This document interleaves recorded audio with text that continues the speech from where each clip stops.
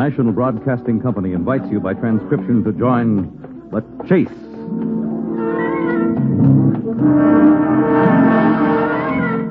There is always the hunter and the hunted, the pursuer and the pursued. It may be the voice of authority, or a race with death and destruction, the most relentless of the hunters. There are times when laughter is heard as counterpoint, and moments when sheer terror is the theme. But always there is the chase.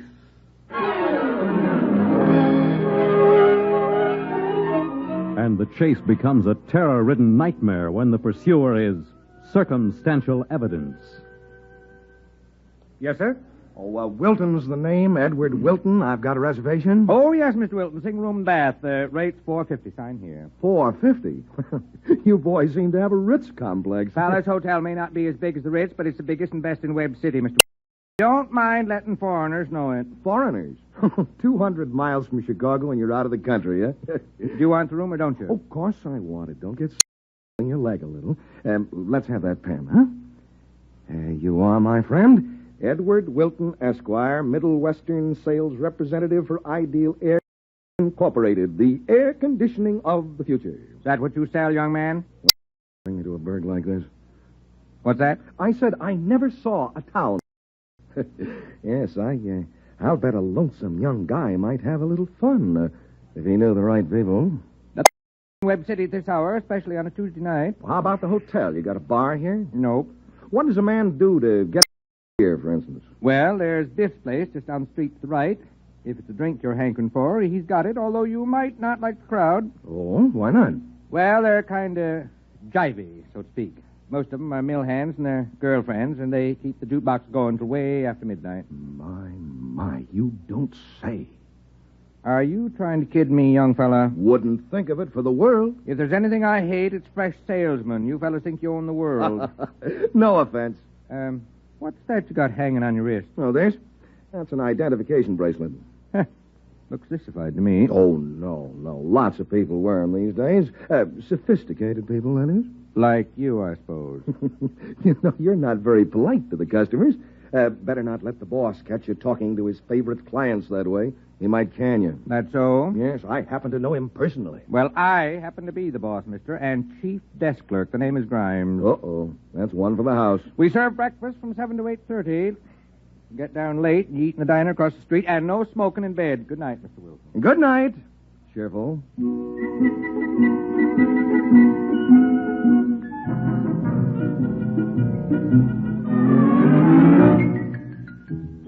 Yep, I was in quite a mood that evening, but what can you do? The road gets lonesome after a while when you're footloose and fancy-free, and even kidding a hotel clerk is a way to pass the time in a town like Webb City.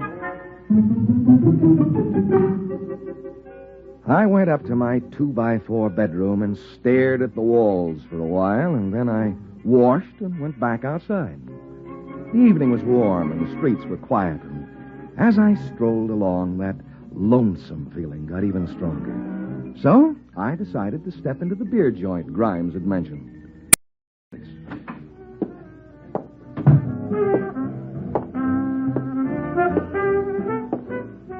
There were only half a dozen people inside, and the jukebox was running overtime. Most of them workers having a nightcap before ambling home. I picked myself a booth in order to scotch on the rocks that I noticed the red-headed girl. Or rather, I heard her laugh. She was pretty cute as small-town cuties go, and she was dancing with a guy in a tight-fitting suit and slicked-down hair. I watched her as I finished my drink, and I ordered another. And I kept on watching until I downed 2 more. And she looked my way. There was something in her eyes, the way she smiled for a moment, that attracted me. And with the music and the drinks, well, I must have got a little tight, because I found myself getting out of my chair and breaking in on the two of them. May I have this dance? Hey, what's the big idea? I asked the lady if I could have this dance. You ought to have a sock in the puss if you want one, wise guy. Oh, act your age, Carl. Huh? This is 1953. All he did was ask me for a dance. Don't look like you've been insulted. What kind of talk is that from you, Hazel? Here we go again. Look, if he wants to rave, let him rave, beautiful.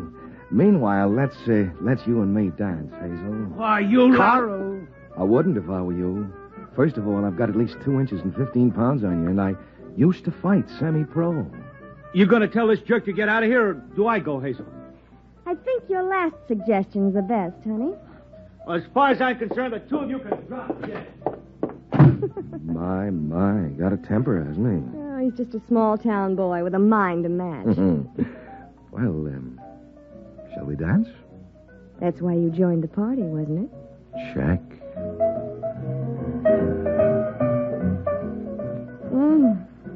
Music's nice. So are you. Little city boy trying out his line. I'm a salesman. Can't blame me for trying to make it. You'd be surprised what sales resistance I've got. You'd be surprised how I can sell. What's your name, Curly? Wilton. Eddie Wilton. Mine's Hay. How about a drink after this dance?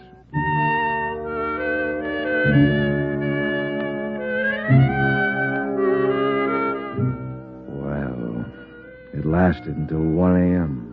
Then someone suggested a ride. We walked back to where my open convertible was parked and started off. I should have known better than to drive on liquor, but there was something about the evening and the girl that made everything all right. Well, where are we going? You got any ideas? There's a moon out, the road's empty, so let's just travel for a while. Suits me fine. Are you married? This is a fine time to ask. Just answer the question, Junior. I am as free as the breeze. You too? Mm-hmm. Who was that square you were dancing with before I broke in? Carl Bleecker?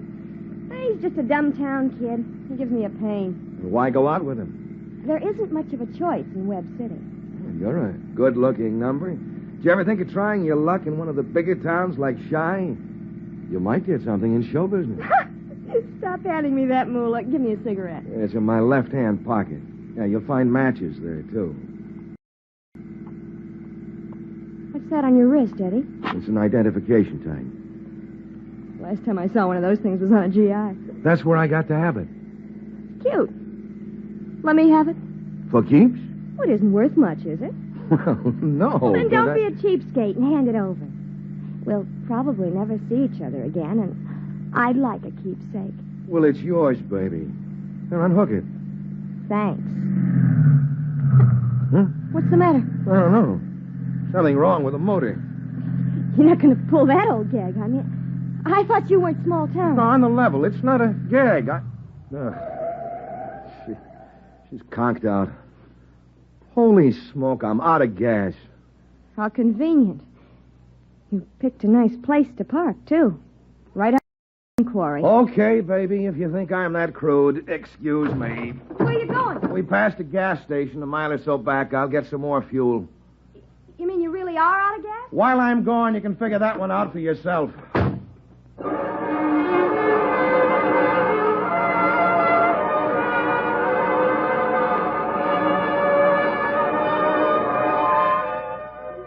She got me sore, putting me in the same dumb class with her small-town boyfriends. And it didn't improve my disposition any to find the gas station closed for the night. By the time I got back to the car, it was almost 3 a.m. And as I neared the open car, I could see Hazel slumped in the front seat, fast asleep. Hazel, no dice. The station's closed. Come on. Wake up, baby. We'll have to walk. Hazel, Hazel, wake up!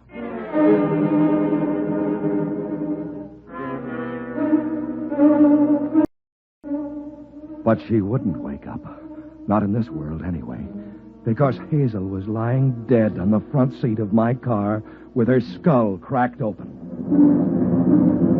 It was one of those accidents that can happen once in a million. I'd parked near a stone quarry in an open car, and while I was gone, a rock had come loose, maybe 50 feet above her, and caught her square on the head. For a minute, I almost got sick. Then I pulled myself together. I had to get help, and the car rolled up as I staggered back to the highway, waving like crazy. Stop! Stop, will you? What's the trouble, Bob? There's been an accident. Where? Over there in my car. Get into a crack up? No, nothing like that. A girl, she... Hey, Pretty bad, huh? pretty bad. She's dead. Yeah, I thought so. How'd it happen? A rock. It must have... that stone quarry. A rock. Well, that hill's as smooth as a glass up there. I don't care how smooth it is. That's what happened. What are you looking at me that way for? What way, mister? Hey, where are you going? Wait a minute. Come back here. Don't leave me like this. Come back.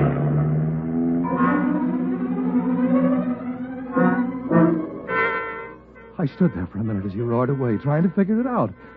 And then it hit me. He thought I'd killed her. He thought I was a murderer.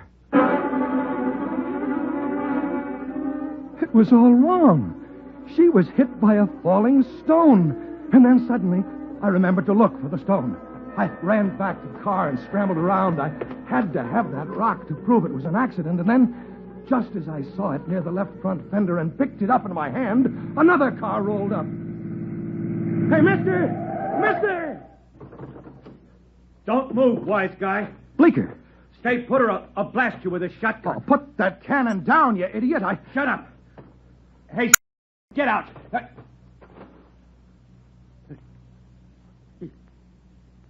She's dead. I know she is. You killed her. Well, you're out of your mind. You brained her with that rock you're holding in your hand. Oh, stop talking like that. Accident, Bleecker. This rock came from the quarry wall above her head. She was waiting here for me when I knew my hunch was a good one. That's why I decided to follow you out. You dirty murdering bum. Bleecker, you're off your beam. Shut up. I tell you, she... Shut your lying dirty mouth before I... Now!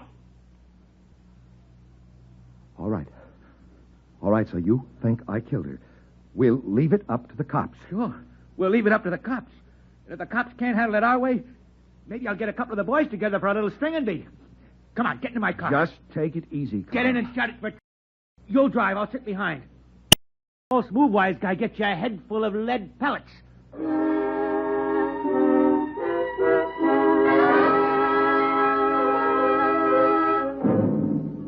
I didn't argue with him. He looked crazy mad to me, and besides, I knew when I gave the police the facts, they'd... Yeah, but how was I sure? 2 guys in a row took it for granted that I'd killed her. Why should the cops think otherwise? You look nervous, wise guy. All right, if it makes I look nervous. And I don't blame you. No? First-degree murder gets the chair in this state. I'm not getting any chair. No? No. You won't get any to keep that hot seat cool. You'd like to see me get it, wouldn't you? I not only like it, I got a stake in it. Yeah? I'm going to help put you there. That's interesting. How? I practically saw you kill her, didn't I? You practically saw me what? Stick your driving, wise guy. I'll do the yelling from now on. You were standing there, weren't you, with the rock in your hand? I just found that stone when you drove up. Sure. What are you trying to do? Frame me on a murder rap? Frame you? You don't have to be framed, wise guy. You set it up for yourself. I'm telling you for the last time it was an accident. When they put you in the chair, you can also tell that to the guy who throws the switch.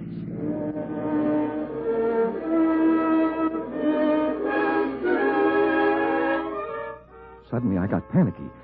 I didn't want this moron driving me into the police as if he'd caught me red-handed. I wanted to tell them my story in my own way, a voluntary statement, not a forced confession.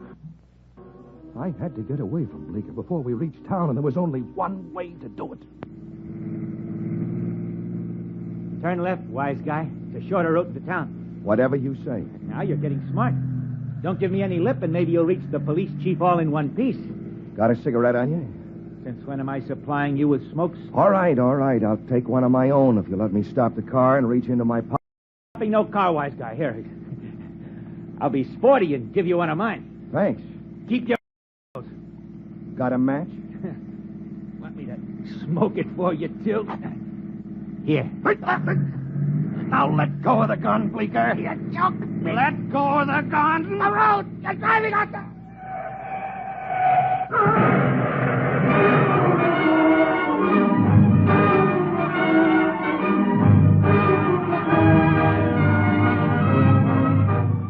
As I lost control of the wheel, the car had swung left and hit a soft shoulder.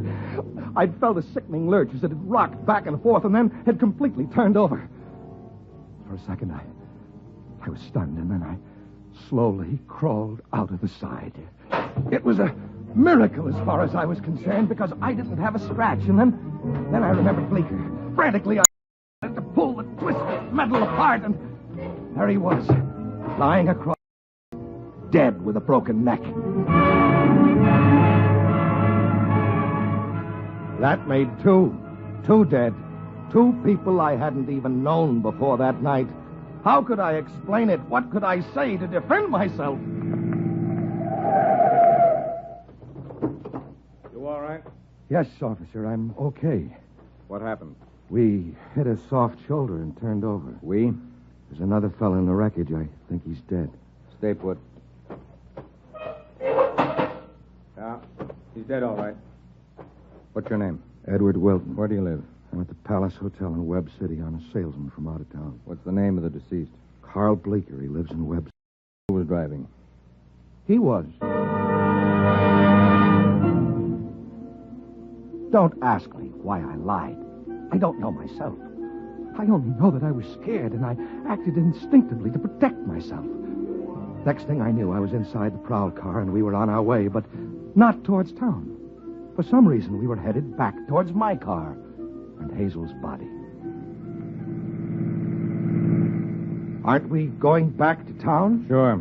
Well, this isn't the right direction. Coroner lives up this way. I want to notify him before I book you. Before you book me? Don't get nervous. It's just a technicality. If you weren't driving, we won't place a charge against you. But I told you I wasn't driving. Okay. I didn't call you a liar, did I? Why, I'm sorry. The accident rocked me a little. I'm all nerves. Sure. Now, just take it easy. What's that ahead of us? On the side of the road? I don't see anything. Looks like a parked convertible. Funny time of night to be parked out near that old quarry. Think I'll have a look. You can... Like. Well, I just want a breath of air. Holy smoke. What is it? The girl. Looks as though she's been slugged. Is she dead? Just as dead as your friend was. This is getting to be quite a night. This kid was murdered. Murdered? No. She certainly didn't conk herself on the head. You drove past here before your accident. Did you notice this car? No. Are you sure? Positive, officer. It's funny. I'd say she'd been dead at least 2 hours. The engine hood is cold.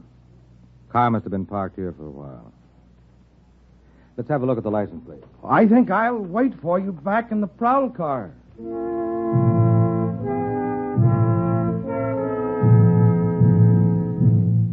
As I got back inside the prowl car, I watched him take down my license number.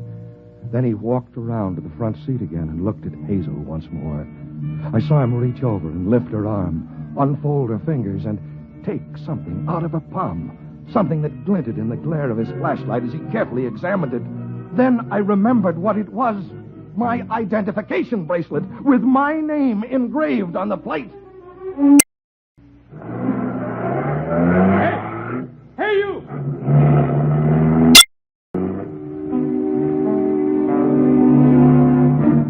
I must have been insane to steal his car, but I couldn't control myself anymore. Everything seemed to be building up against me. I was being strangled with circumstantial evidence, so I just obeyed my instincts and ran for it.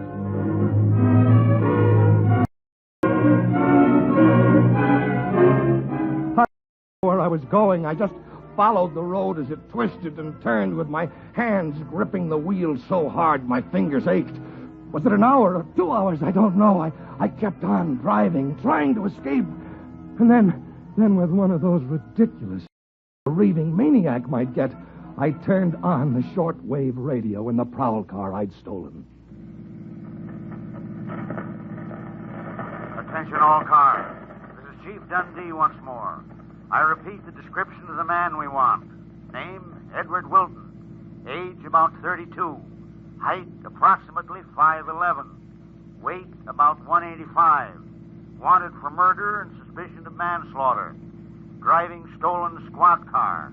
License number 17111 be armed. If he offers resistance, shoot to kill.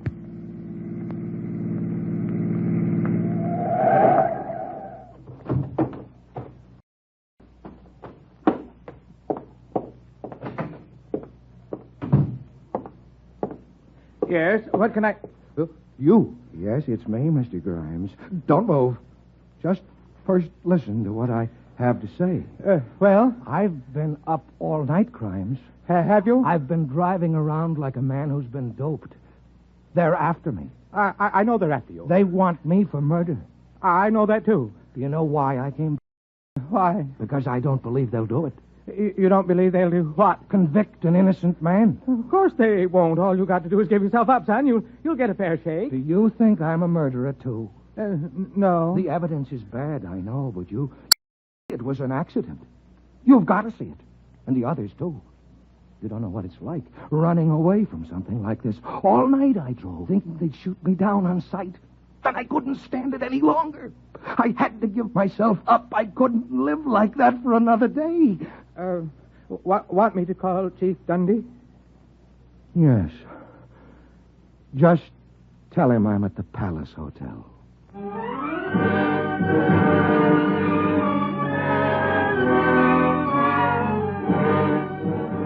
I was beaten, and I knew it. But then I thought if I could just give them my story. Grimes seemed to feel that I wasn't giving how he acted until 10 minutes later when the chief of police walked in. Here he is. Here's the thief and murderer. Now, wait a minute. Keep your hands where I can see. Handcuffs? What'd you think you'd get? Medal? I knew he was a killer when he checked in here, Chief. He had that look in his eye. And then when he started asking me about girls. No, I didn't say a word about girls to you, Grimes. I just asked you where I could get myself a drink. Drinking too, eh? I just had a couple. I mean... Why did you kill her? I didn't kill her, Chief. No? Then who did? It was an accident. Fell down from the quarry wall. And what about Carl Baker? Did a rock fall on him, too? That's enough, Mr. Grimes. I'll handle this myself. You'd better, or the town will handle it for you. I don't like that kind of talk from you or anyone else, Grimes. As long as I'm police chief here, the law takes its own course. If I make myself clear... Just as long as this double murderer gets what he's looking for. All right, Wilton, let's get started. What does he mean? The town will handle it for you. Nothing. Let's go.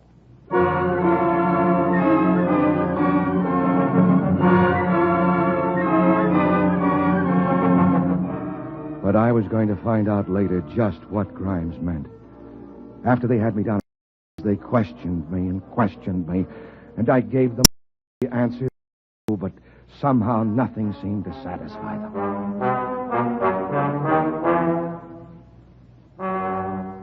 All right, Wilton. We'll start all over again. What did you do when you stopped the car? Nothing, I tell you. Was she trying to get out when you hit her with a rock? I didn't hit her. I swear I didn't. What about Bleeker? They found a shotgun near his body. He had you under arrest when you slugged him, didn't he? I didn't slug him. He had a gun, yes, and he scared me. I tried to wrestle the gun out of his hands when the car went wild. He had the gun in his hands, driving at the same time? He wasn't driving. That isn't what you told the man in the squad car, Wilton. I swear it's the truth. No, leave me alone. At last they gave me a chance to sleep. They put me in a cell, and I dropped like a dead man for over 10 hours. When I woke up, it was dark again, and there was an ominous rumble coming from somewhere outside the jail. Chief, here, let me speak to the chief. Feeling stronger, Wilton? Oh, yeah, sure. What's the noise out there? Never mind. As long as you're in my custody, they'll never get you. Who's they? I guess I better tip you off, just in case things get really rough. That crowd out there is in a nasty mood. They're liable to do anything. Like come in here after me? I've got 5 men inside, Wilton, and that mob will have to come in shooting if they figure to take you away. Well, what about me, Chief? I've got a right to defend myself, haven't I? Handle a gun. Well, I'll bet you can. You'll stay right here, Wilton. We don't give firearms to confessed murderers. Confessed murderers? I never confessed. No? You didn't know it, but you spilled the works last night while you was asleep. I what? We had a stenographer and 2 witnesses, Wilton. What did I say? You killed the girl in cold blood, that's what you said, and you finished Bleecker, too. Oh, no, that doesn't make sense. I couldn't have said that. But you did. You're virtually convicted of murder in the 1st degree right now. Sounds like that mob's coming up here to the jailhouse. Chief, a wild bunch out there, and they're talking lynch. How many do you think there are? Must be 500 easy. Maybe we better call the governor for the National Guard. Too late now, Chief. They're starting to break down the door. Come on. I'll see if I can make a last-ditch plea and stop them.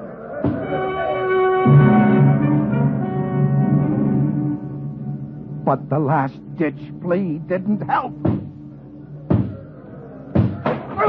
And then when I heard the door come down, I knew I was through. They're tearing through the front of the building now, and they'll be pouring into this cell block in just a second. They're coming. They're almost here. No, they can't do that to me. Don't let them find me. Don't tell them where I am. I didn't do it, I tell you. I'm innocent. Oh, no. I'm innocent. I didn't do it, I tell you. Don't let them find me. Hey, don't let... Mister, wake up. No, don't... Wake up.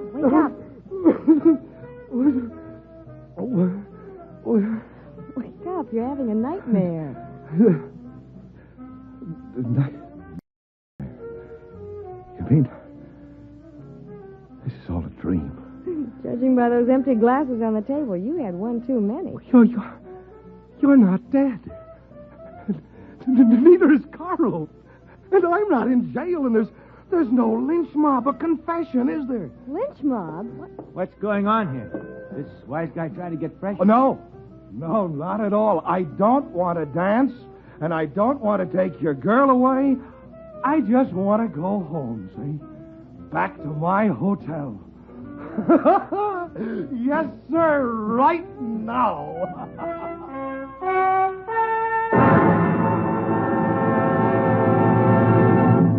In the animal world, there is the hunter and the hunted, hound and fox, hawk and sparrow, chicken and worm. But who is to judge precisely which is the pursuer or the pursued as we enter the chase?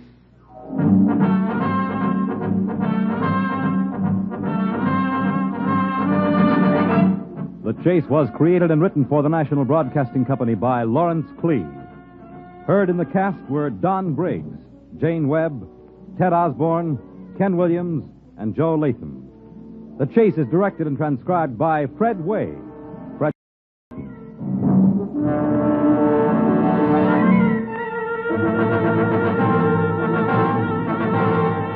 2 weeks from today, a hard-working accountant begins a game of pressure against his employers as he tries for success in the chase. This afternoon is Adventure with Counter Spy on NBC.